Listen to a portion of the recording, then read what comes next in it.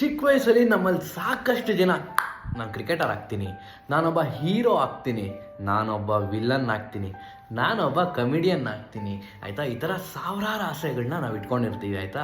So ಬೆಳೀತಾ ಬೆಳೀತಾ ಆಸೆಗಳೆಲ್ಲೋ ಒಂದು ಕಡೆ ಮರಿಮಾಚ್ತಾ ಹೋಗುತ್ತೆ. ಆ್ಯಂಡ್ ಡ್ಯೂ ಟು ರೆಸ್ಪಾನ್ಸಿಬಿಲಿಟೀಸ್ ಆಗಿರ್ಬೋದು, ಫ್ಯಾಮಿಲಿ ಪ್ರೆಷರ್ ಅಥವಾ ಎಕ್ಸೆಟ್ರಾ ಎಕ್ಸೆಟ್ರಾ ಎಕ್ಸೆಟ್ರಾ ಇಂದ we would not make up to there. But ಯಾರು ನಾನು ಅದನ್ನೇ ಆಗ್ತೀನಿ ಅಂತ ಸೊ ಕಷ್ಟಪಟ್ಟು ಅಲ್ಲಿ ಫೈಟ್ ಮಾಡಿ ಅದಾಗಿದ್ದಾರೋ ಹ್ಯಾಟ್ಸ್ ಆಫ್ ನಿಜವಾಗ್ಲೂ.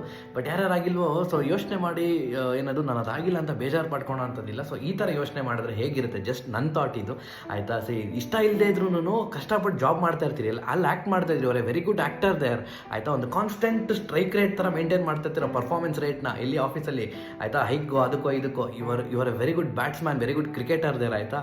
ಸೊ ಒಂದು ಪ್ರಾಬ್ಲಮ್ನ ಬೇರೆ ಬೇರೆ ಥರ ಅನಲೈಸ್ ಮಾಡೋಕ್ಕೆ ಅಥವಾ ಸೊಲ್ಯೂಷನ್ ಕಂಡಿಡೋಕ್ಕೆ you will be finding new ways. ಇವರ ಸೈಂಟಿಸ್ಟ್ ದೇರ್, ಆಯಿತಾ. ಏನೋ ಒಂದು ಹೊಸದು ಅನ್ವೇಷಣೆ ಮಾಡ್ತಾ ಇದ್ದೀರಾ, ಆಯಿತಾ. ಯೋಚನೆ ಮಾಡೋ ರೀತಿ ಬದಲಾಯಿಸೋಣ.